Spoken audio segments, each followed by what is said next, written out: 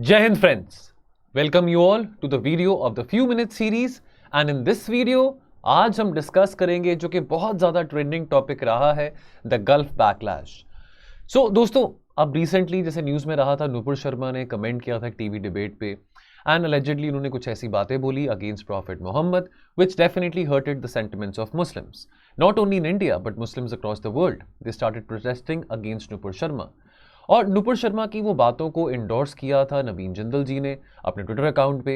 अब इसके चलते बीजेपी ने, भारतीय जनता पार्टी ने दोनों को ही, नुपुर शर्मा और नवीन जिंदल दोनों को ही एक्सपेल कर दिया।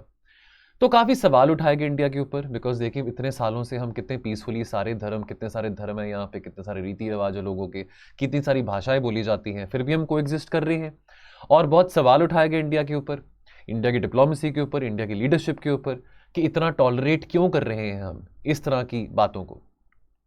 अब अक्सर ऐसा न्यूज़ में आता भी है, न्यूज़ में देखिए काफ़ी वेस्टर्न मीडिया की बात करें उनको बहुत मज़ा आता है ये बातें लिखने का कि इंडिया में रिलीजियस फ्रीडम नहीं है, सिविल लिबर्टीज़ नहीं है, रिलीजियस फ्रीडम राइट्स नहीं लोगों के पास, एट्सेट्रा एट्सेट्रा।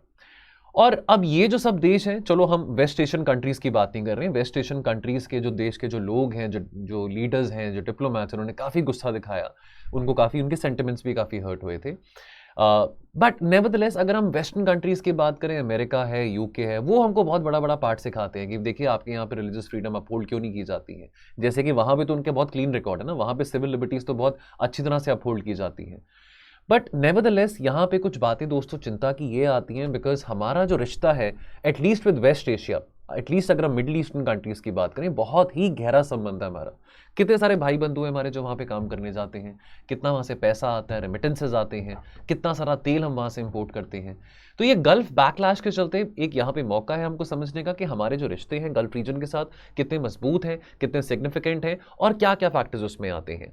राइट तो जो कंट्रोवर्सी थी, डेफिनेटली वो कंट्रोवर्सी के बारे में हम सबको पता है। उस कंट्रोवर्सी के चलते हम देख रहे हैं पिछले 10 दिनों में, खास करके लास्ट वीक काफ़ी प्रोटेस्ट भी देखे हमने cross the length and the breadth of the country.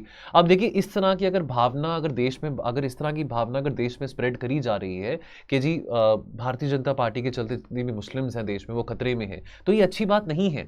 तो यहाँ पे जो रूलिंग पार्टी उसको भी सोचना पड़ेगा कि कैसे वो इस तरह की टेंडेंसीज को, इस तरह की हेट स्पीचेस को कंट्रोल कर सकते हैं। इस तरह के फ्रिंज एलिमेंट्स को कंट्रोल करना भी बहुत जरूरी है।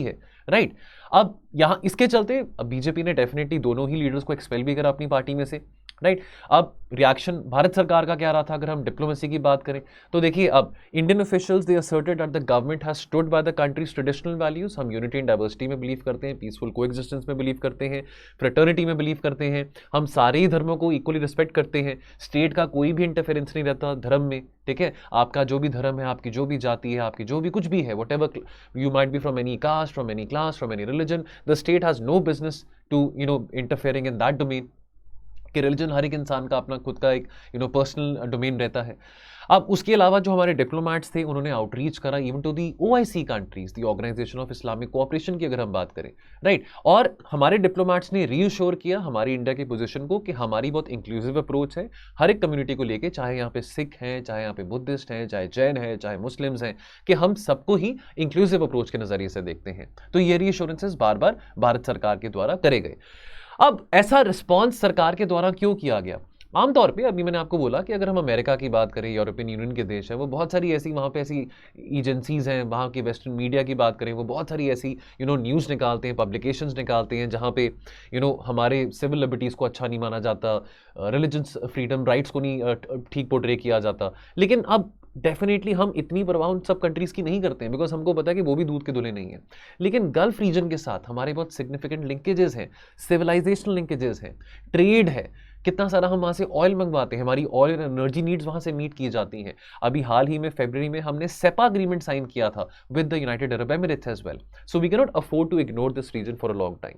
ऑफ कोर्स हमारे यहाँ पे फ्रिंज एलिमेंट्स हैं, हेट स्पीच की बात यहाँ पे बहुत ज़्यादा करी जा रही है।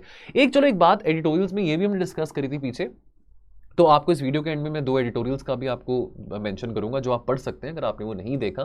तो उसमें एक बड़ी अच्छी बात एक एडिटोरियल में आई थी, वो ये थी कि हमारे यहाँ पे देखिए जो हमारे यहाँ पे जो एक्सट्रीमिज्म है अभी तक, तो unlike the extremism happening in Afghanistan और unlike the extremism happening in Pakistan Afghanistan में जो एक्सट्रीमिज्म की भावना है वो तो स्पिल अक्रॉस कर रही है across the borders and that is obviously impacting India also. लेकिन हमारे यहाँ पे जो इस तरह के जो एलिमेंट्स हैं, जो फ्रेंच एलिमेंट्स हैं, जो हेट स्पीच यहाँ पे बोली जाती है या जो एक्सट्रीमिस्ट आइडियोलॉजी प्रमोट की जाती है, वो इस बात का भी शुक्र मनाया जा रहा है कि वो ज्यादा स्पिल ओवर इफेक्ट उसके अक्रॉस द बॉर्डर्स नहीं है।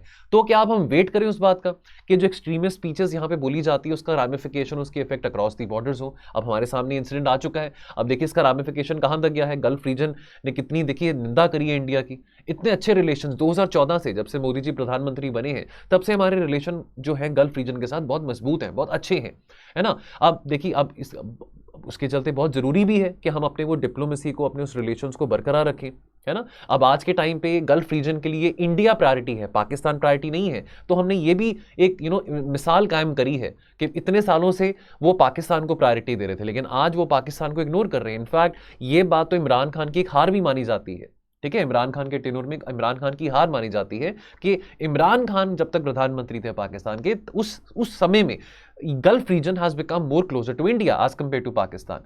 अब अगर दोस्तों हम हिस्टोरिकल कंटेक्स्ट की बात यहां पे समझे, देखिए अब इस्लाम धर्म जो है वो भारत में बाद में आया है, लेकिन जो पहले हम अरब ट्रेडर्स की बात करें, अरब ट्रेडर्स पहले यहां पे आए थे, ठीक है। तो इस्लाम धर्म की स्थापना यहां पे बाद में करी गई है, लेकिन पहले हम व्यापार, अगर हम अरब ट्रेडर्स की बात करें और उससे पहले की भी बात करें, अब सिविलाइजेशन लिंक्स की बात आती है, तो अगर हमने हिस्ट्री पढ़ी है, हड़प्पन सिविलाइजेशन के बारे हमने पढ़ा है, सुमेरियन सिविलाइजेशन के बारे पढ़ा है, यानी कि इजिप्ट की बात करें, ठीक है। हमने मेसोपोटामियन सिविलाइजेशन के बारे पढ़ा है, the civilisation which existed across the Euphrates and Tigris river. तो अब हम ये जानते हैं कि इस रीजन के साथ हमारे संबंध बहुत ही पुराने हैं, ठीक है। और दोस्तों अब जो अर्लीस्ट इमिग्रेंट्स थे from the Arab world, they had arrived as traders, as merchants to the Malabar coast region of southwest India। तो अब मसालों का ट्रेड हो, क्लॉथ का हो, सिल्क का हो, इंडिगो का हो, अब इस तरह की चीजों का ट्रेड हमारा कितने सालों से चलता आ रहा है इस रीजन के साथ। इनफैक्ट इंटरेस्टिंगली रुपी की बात करें तो rupee was serving as the legal tender in many Gulf states even till the middle of the 20th century. Now अब डायस्पोरा कनेक्ट की यहाँ पे बात करते हैं, तो दोस्तों यहाँ पे मिनिस्ट्री ऑफ एक्सटर्नल अफेयर्स के डेटा के हिसाब से यहाँ पे ये आंकड़ा आया है कि लगभग 1.3 करोड़ इंडियंस हैं जो कि बाहर डिफरेंट कंट्रीज में काम करते हैं। अब ये 1.3 करोड़ में से जो आधे एनआरआईज हैं वो तो गल्फ रीजन में ही हैं, तो चाहे वो यूएई है, चाहे वो सऊदी है, चाहे वो कुवैत है। और वर्ल्ड बैंक की रिपोर्ट की माने, अगर रेमिटेंसेस की बात करें, जो रेमिटेंसेस बाहर से हमको आती हैं, India was the largest recipient in 2020 eight, तो यानी कि इंडिया में जो रेमिटेंसेस आई हैं from the NRIs, that was close to $83 billion. और as per Reserve Bank of India, RBI की माने, जो जीसीसी कंट्रीज जो हैं, जो गल्फ कोऑपरेशन काउंसिल कंट्रीज जो हैं, they accounted for more than 50% of the total 69 billion remittances जो कि इंडिया में आई थी 2016-17 में, ठीक है। अब देखिए दोस्तों, beyond the GCC region, beyond the Gulf region, जो रेमिटेंसेस यूएस से आई हैं, that is only about 23%, which is second only to UAE. तो यानी कि यहां से कितना सारा पैसा जो है, हमारे जो भाई बंधु वहां पे काम करते हैं गल्फ रीजन में, कितना पैसा वो यहां पे भेजते हैं अपनी फैमिलीज को। So how can we ignore this region, right. So दोस्तों यहाँ पे डिटेल में आगे हम बात करेंगे कि इंडिया के जो ट्रेडिंग पार्टनर्स हैं गल्फ में, तो चाहे वो यूएई है, चाहे वो सऊदी है, चाहे वो कतर है, कुवैत है ना। अब देखिए कितना सारा इंपोर्ट हम यहाँ से कर रहे हैं, एक्सपोर्ट भी कर रहे हैं, ये बहुत मेजर मार्केट्स भी हमारे लिए, लेकिन हम कितना सिग्निफिकेंट यहाँ से इंपोर्ट कर रहे हैं। अपार्ट फ्रॉम बहरीन, जहां पे हम एक्सपोर्ट ज्यादा कर रहे हैं, इंपोर्ट कम कर रहे हैं, बाकी सब देशों को आप देखेंगे आगे जाके भी वहां से हम बहुत ज्यादा इंपोर्ट कर रहे हैं। अब पहले यहाँ पे थोड़ी और बात समझ लें गल्फ कोऑपरेशन काउंसिल के बारे, तो बहुत ब्रीफली, क्योंकि हम गल्फ रीजन की बात कर रहे हैं, तो यहाँ पे कौन से देश आते हैं, Bahrain, Kuwait, Oman, Qatar, Saudi और यूएई। तो यहाँ पे ये देश आगे जो गल्फ कोऑपरेशन काउंसिल का हिस्सा बनते हैं। मैं अब आपके सामने है, तो गल्फ कोऑपरेशन काउंसिल के बारे में थोड़ी और इन्फॉर्मेशन, बिकॉज इसको रिलेटेड एक पीवाईक्यू भी 2016 में आया था, ठीक है। तो ये जो काउंसिल का जो मेन हेडक्वार्टर है वो कहाँ पे है, रियाद में है, सऊदी अरेबिया में। जो चार्टर है जीसीसी का वो कब साइन किया गया था, 25 मई 1981 को साइन किया गया था। इसमें से 3 कॉन्स्टिट्यूशनल मोनार्कीज हैं, यानी कि कतर, कुवैत और बहरीन, 2 एब्सोल्यूट मोनार्कीज हैं, यानी कि सऊदी और ओमान, और 1 फेडरल मोनार्की है, यानी कि यूएई, ठीक है जी। अब यहां पे ओआईसी की भी बात कर लेते हैं, तो 2011 तक ओआईसी यानी कि ऑर्गेनाइजेशन ऑफ इस्लामिक कॉन्फ्रेंस था, अब ऑर्गेनाइजेशन ऑफ इस्लामिक कोऑपरेशन हो चुका है 2011 के बाद। ये second largest intergovernmental organisation है in the world after the UN, ठीक है। ओआईसी के 57 कंट्रीज मेंबर्स हैं which are spread across 4 continents. OIC अपने आप को डिस्क्राइब करता है as the collective voice of the Muslim world. Objective क्या है कि भाई जो मुस्लिम भाइयों के, जो मुस्लिम वर्ल्ड के जो लोग हैं, उनके इंटरेस्ट को सेफगार्ड करना, प्रोटेक्ट करना। और ओआईसी को एस्टैब्लिश किया गया था at the first Islamic summit conference, कहां पे, रबात, मोरक्को में, सितंबर 1969 में। तो कुछ बातें यहां पे ओआईसी से संबंधित, ठीक है। इसका फर्स्ट ओआईसी चार्टर अडॉप्ट किया गया था 1972 में। तो हम बेशक गल्फ रीजन की बात करें, गल्फ बैकलैश की बात करें, बट होलिस्टिकली हम सारी चीज़ इसमें कवर कर लें, चाहे वो GCC है, चाहे वो OIC है, बिकॉज यू नेवर नो कहाँ से हमको क्वेश्चन पूछा जा सकता है, चाहे वो प्री में हो, चाहे वो मेंस में हो। अब एनर्जी डिपेंडेंस की बात आती है। अब ORF की अगर हम रिपोर्ट की माने, ऑब्जर्वर रिसर्च फाउंडेशन की रिपोर्ट जो अप्रैल 2022 में जो आई थी, इंडियाज ऑयल इंपोर्ट्स और ट्रेंड्स एंड डाइवर्सिफिकेशन के हिसाब से, तो पिछले 15 सालों में 60% से ज्यादा जो हमारा इंपोर्ट है क्रूड ऑयल का, वो गल्फ रीजन से है। ठीक है, ORF की स्टडी ये बताती है कि जो टॉप ऑयल एक्सपोर्टर था to India, that was Iraq with a share of more than 22%, और उसके बाद this was followed by Saudi Arabia 18%, और UAE, कुवैत और Oman, they were the other Gulf countries amongst the 10 top suppliers of crude oil to India. तो कितना तेल, हमारी कितनी एनर्जी नीड्स यहां से मीट करी जाती है। अब दोस्तों यहां पे हम बात करेंगे इंडिया का trade with the gulf cooperation council. दोस्तों यहां पे कुछ आंकड़े आ जाते हैं। ठीक है, अब दोस्तों यहां पे अगर हम गल्फ कोऑपरेशन काउंसिल की बात करें, ठीक है, जो अभी हमने पीछे 6 कंट्रीज की बात करी थी, तो 72%, यानी कि अगर हम इंपोर्ट टू एक्सपोर्ट रेशियो की बात करें, तो 72% इंपोर्ट है हमारा गल्फ कोऑपरेशन काउंसिल से, और 28% एक्सपोर्ट है। तो हम एक्सपोर्ट भी करते हैं, ये बहुत सिग्निफिकेंट मार्केट्स भी हमारे लिए। तो जहां पे गल्फ कोऑपरेशन काउंसिल से $110 बिलियन का हमने इंपोर्ट किया है, तो लगभग $44 बिलियन का हमने एक्सपोर्ट भी किया है।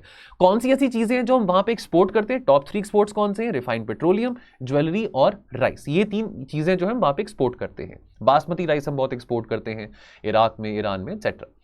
चलिए, इंडिया का ट्रेड की बात करें with Saudi Arabia and UAE, तो दोस्तों सऊदी अरेबिया के साथ देखिए, अब इस रेशो को देखिए, इंपोर्ट एक्सपोर्ट रेशो में, तो 80% इंपोर्ट है। अगर हम अपने इंपोर्ट एक्सपोर्ट की अगर हम बात करें, तो हम 80% सऊदी से इंपोर्ट करते हैं और 20% हम सऊदी को एक्सपोर्ट करते हैं। तो कितना सारा ट्रेड सऊदी से हम कर रहे हैं। ठीक है, $34 बिलियन का इंपोर्ट हम सऊदी से कर रहे हैं, और कहाँ हम अराउंड अबाउट $9 बिलियन का एक्सपोर्ट सऊदी को कर रहे हैं।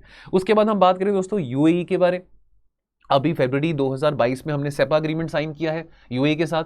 तो बहुत एम्बिशन रखा है कि आने वाले 5 सालों में हम अपना जो ट्रेड है, अगर हम मर्चेंडाइज ट्रेड की बात करें, वो $100 बिलियन से ज़्यादा करेंगे। और अगर हम ट्रेड एंड सर्विसेज की बात करें, सेपा अग्रीमेंट के चलते ये भी बात करेंगे कि $15 बिलियन का ट्रेड एंड सर्विसेज करेंगे आने वाले टाइम में। ठीक है, आगे हम बढ़ रहे हैं इस दिशा में कि हम फ्री ट्रेड अग्रीमेंट UAE के साथ तो चलो कर ही रहे हैं, लेकिन साथ के साथ गल्फ कोऑपरेशन काउंसिल के साथ भी हम फ्री ट्रेड अग्रीमेंट साइन करें।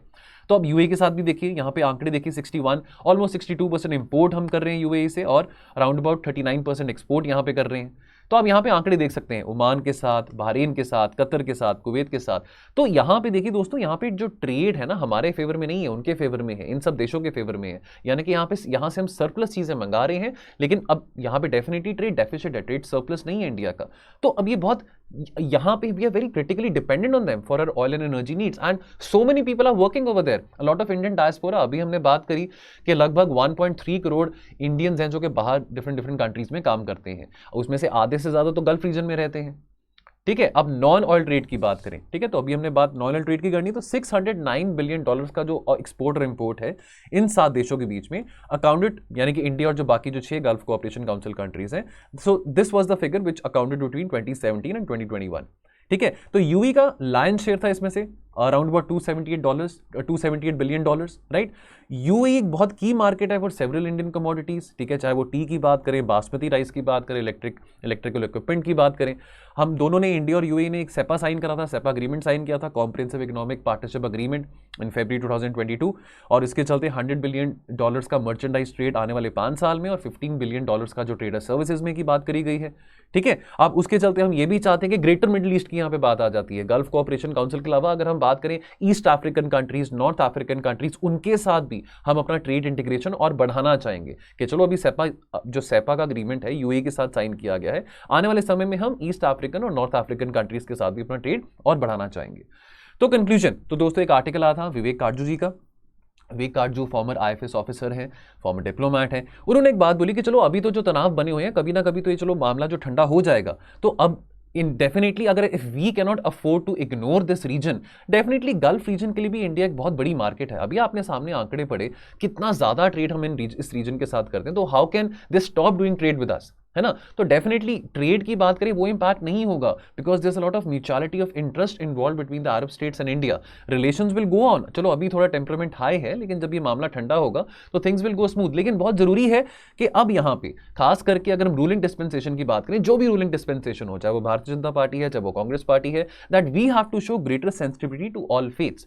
तो ये हम ब्रदरहुड की बात करते हैं, फ्रेटर्निटी की बात करते हैं, ये चीजें हमारे प्रेएम्बल में भी इंशाइन की जाती हैं। तो we have to make sure कि हम ब्रदरहुड की भावना के साथ सभी धर्मों की रिस्पेक्ट कर रहे हैं और स्टेट को इंटरफेरेंस नहीं दिखा रहा किसी भी धर्म में, ठीक है, बिकॉज रिलीजन एक पर्सनल डोमेन है हर किसी का। और यहाँ पे बहुत जरूरी है कि हम सोसाइटी को एजुकेट करें, अवेयरनेस बढ़ाएं कि कैसे वो सेंसिटिव हो सकते हैं बाकी धर्मों के टुवर्ड्स भी। तो ये कहना है सिर्फ मेरा धर्म बहुत महान है, आपका धर्म अच्छा नहीं है, तो वो क्या करेगा, वो कम्युनलिज्म की भावना को और ब्रीड करेगा, तो वो बात सही नहीं है। तो दोस्तों अगर आप इस इशू के बारे, इस कंट्रोवर्सी के बारे और जानना चाहते हैं तो आप इन दोनों एडिटोरियल्स को भी रेफर कर सकते हैं। दोनों एडिटोरियल्स का एनालिसिस भी मैंने एडिटोरियल डिस्कशन एनालिसिस में किया था, जो कि शाम को 6 बजे वीडियो आता है। तो एक तो ये आर्टिकल है the Gulf sensitivity India will have to cross, तो ये आर्टिकल विवेक काटजू ने लिखा था, ये हिंदू 11 जून को आया था। और ये आर्टिकल विशेष domestic politics foreign policy shocks, ये द हिंदू 9 जून 2022 को आया था, तो आप इसको फॉलो कर सकते हैं। बाकी दोस्तों एक यूपीएससी का पीवाईक्यू है ना, वेरी इजी क्वेश्चन, इसका क्या सही आंसर आपने कमेंट सेक्शन में बताना है। Which of the following is not a member of the gulf cooperation council, तो ये आपके सामने 4 ऑप्शन है, बहुत इजी क्वेश्चन है, ये पीवाईक्यू है, ठीक है, हमने पहले भी डिस्कस किया हुआ है, तो आई एम श्योर आपका ये आंसर सही होगा। और दोस्तों जाने से पहले आपको एक इन्फॉर्मेशन देना चाहता हूं, तो हमारे कुछ कोर्सेज हैं खास करके उन बच्चों के लिए जो अगले साल अपना अटेम्प्ट देंगे। तो चाहे आपकी प्री की बात करें, चाहे मेंस की बात करें, करंट अफेयर्स एक बहुत इंपॉर्टेंट कंपोनेंट बन जाता है। तो बहुत कॉम्प्रिहेंसिव कवरेज जो है करंट अफेयर्स की हमने इस कोर्स में करी है। ये जो कोर्स है इसमें आपको डेली वीडियो लेक्चर प्रोवाइडेड रहेंगे मंडे टू सैटरडे, ये पेड कोर्स का पार्ट है। तो जो भी करंट अफेयर्स है ओरिएंटेड टू ज्योग्राफी वो मंडे को आपके साथ शेयर किए जाएंगे, current affairs oriented to history वो आपके साथ ट्यूसडे को शेयर किए जाएंगे, current affairs oriented to polity वो वेडनेसडे को, इकोनॉमी के थर्सडे को, एनवायरमेंट के फ्राइडे को, साइंस एंड टेक और आयर के सैटरडेज को। तो ऐसे आपके साथ ये शेड्यूल शेयर किया जाएगा, टॉपिक वाइज डिस्कशन रहेगी। और सबसे इंपॉर्टेंट बात, जो भी करंट अफेयर्स के टॉपिक्स की कोई पीवाईक्यू अगर आए हैं, चाहे वो प्री में आए हैं चाहे वो मेंस में आए हैं, उसकी भी डिस्कशन यहाँ पे कॉम्प्रिहेंसिवली करी जाएगी।